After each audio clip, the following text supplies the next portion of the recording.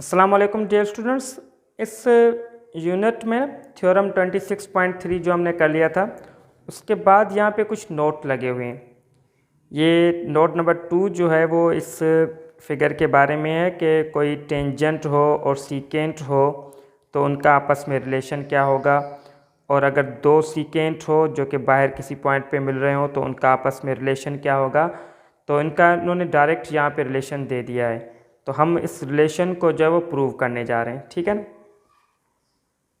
If a tangent and a secant to a circle intersect outside a circle, ये अगर कोई tangent का segment है और अगर कोई सीकेंट का सेगमेंट है, वो अगर बाहर किसी एक पॉइंट पे इंटरसेक्ट कर रहे हो तो फिर square of the length of tangent segment यानी इस DC का स्क्वायर वो बराबर होगा किसके, equals the product of the length of secant segment, यानी इस सीकेंट सेगमेंट की लेंथ AC और जो आउटर पोर्शन है and its external portion BC उसकी और इस AC की प्रोडक्ट के बराबर होगा, यानी DC का स्क्वायर बराबर होगा AC इंटू BC के। तो ये नोट के तौर पे वहाँ पे लिखा हुआ है, तो ये एक अच्छा थ्योरम है। इसके बिना पे हम क्वेश्चंस भी एक्सरसाइज के सॉल्व करेंगे। तो ये मैंने सारा लिख दिया कि गिवन है हमारे पास। तो कंस्ट्रक्शन हम ये करें कि OD और OC को ज्वाइन कर रहे हैं। ठीक है, ये OD और OC को हमने ज्वाइन कर दिया। अब देखें ये OD OC ज्वाइन करने से ना ये राइट एंगल ट्रायंगल बन गया हमारे पास, क्योंकि ये OD रेडियस है उस टेंजेंट के होगा परपेंडिकुलर, तो ये OC हो गया हेपाटिन्यूस। ठीक है ना। यहाँ पे मैंने लिखा है कि D एंगल जो यहाँ पे 90 की है। तो प्रूव करने जा रहे हैं हम। तो पहला ये जो ट्रायंगल बना है हमारे पास ट्रायंगल ODC, इसमें पैथागोरस थ्योरम लगाओगे तो आएगा OC स्क्वायर बराबर OD square plus DC square. सही है ना। तो यहाँ से अगर DC स्क्वायर की वैल्यू निकालें तो OD स्क्वायर उस तरफ जाएगा माइनस का हो जाएगा, तो DC स्क्वायर बराबर OC square minus OD square, ये इक्वेशन 1 हो गई हमारे पास, हम यहाँ पे रखेंगे। और उसके बाद इस AB जो कॉर्ड है हमारे पास, इसका हम लेंगे एक मिड पॉइंट। ये कंस्ट्रक्शन में आप लिख सकते हो कि P जो है वो मिड पॉइंट है ऑफ AB। तो AB कॉर्ड है तो P इसका मिड पॉइंट हो गया। अगर आप OP को मिला देंगे तो OP हो जाएगा परपेंडिकुलर टू दिस AB, क्योंकि किसी भी कॉर्ड का मिड पॉइंट और सेंटर जब आपस में मिलेंगे तो वो परपेंडिकुलर होता है। ठीक है, ये हमने कॉर्ड्स वाले यूनिट में सारी चीज़ें जो है वो पढ़ी हुई हैं।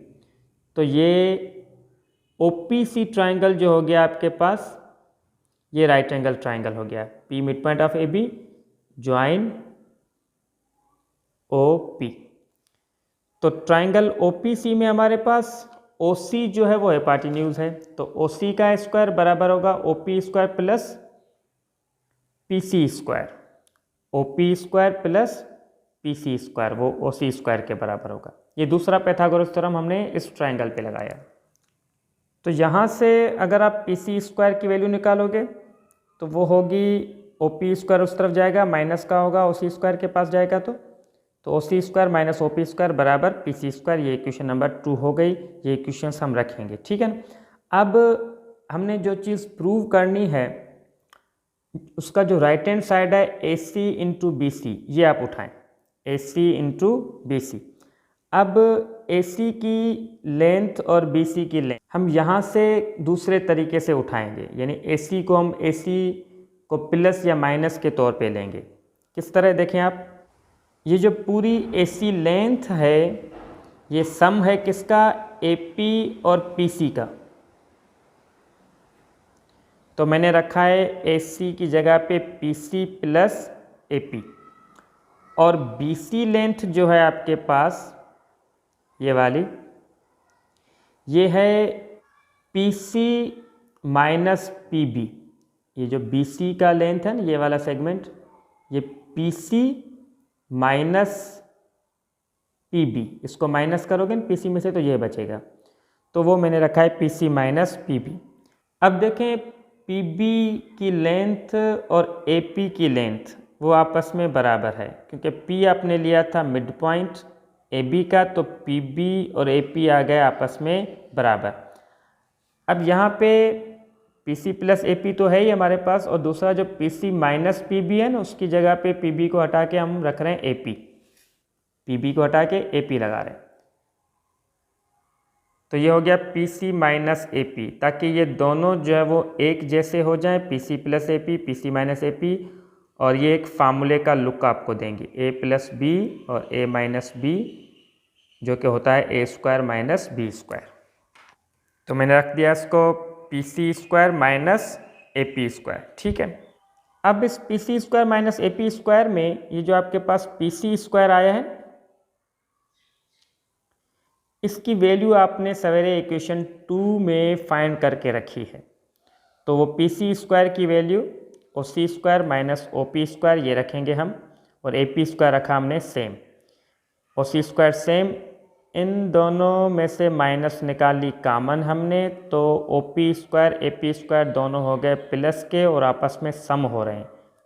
तो O P square plus A P square ये किसके बराबर है? यहाँ पे देखें आप, ओ पी स्क्वायर और ए पी स्क्वायर, ये 90 की एंगल सिर्फ यहाँ पे नहीं बनी थी, यहाँ पे भी बनी है।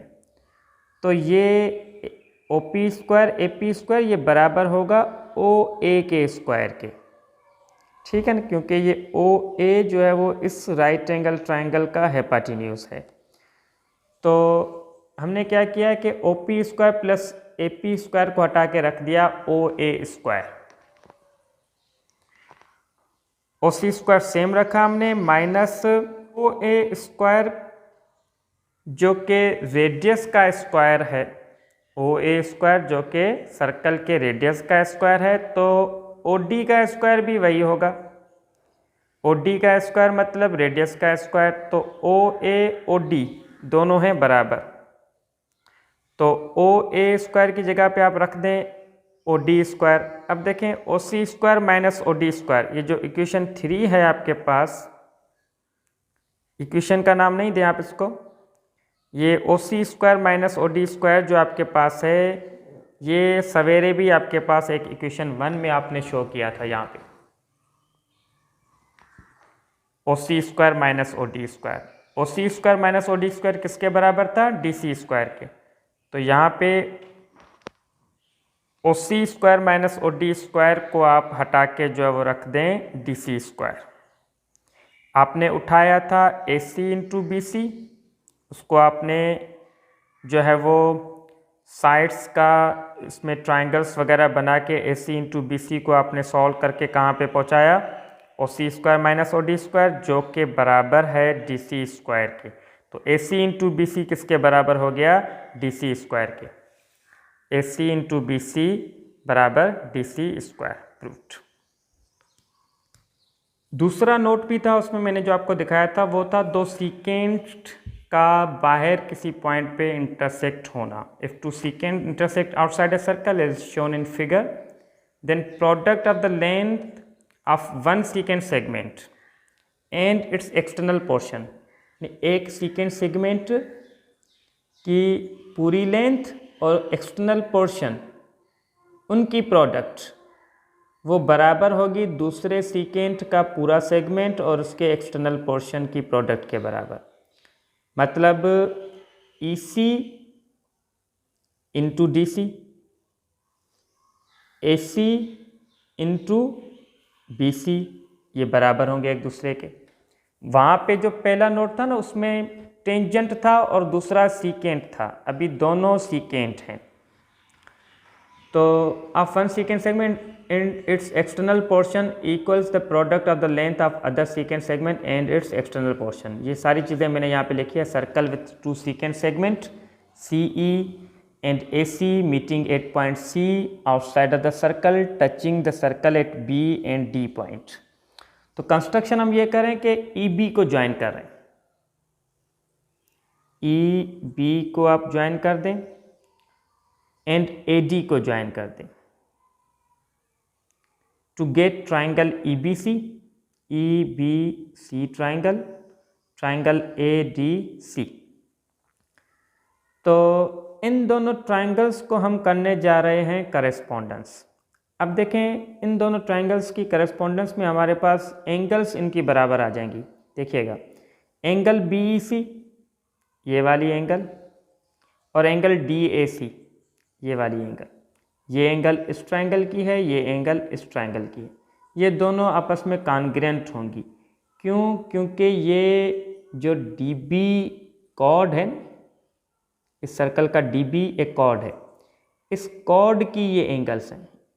एक ये भी इसकी है और ये भी इसी कॉर्ड की एंगल है। एक यहाँ से बन रही है और एक यहाँ पे बन रही है। तो एक ही आर्क के अंदर जो एंगल्स बनेंगी ना, वो आपस में कॉन्ग्रुएंट होती हैं। ये हमने पहले भी जो है वो पढ़ा हुआ था कॉर्ड्स के यूनिट में।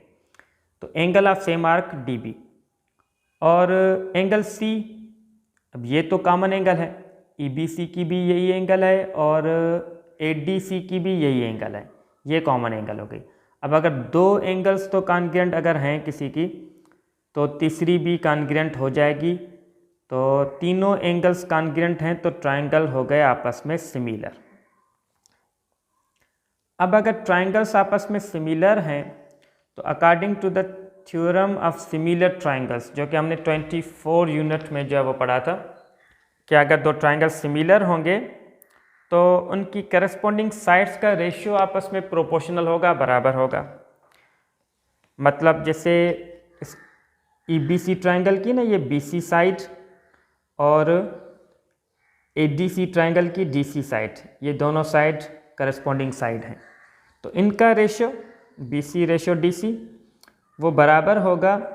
अब बी सी जो आपने न्यूमरेटर में रखा है, तो जिस ट्राइंगल की बी सी साइड है उसी ट्राइंगल की दूसरी साइड कोई लेनी है।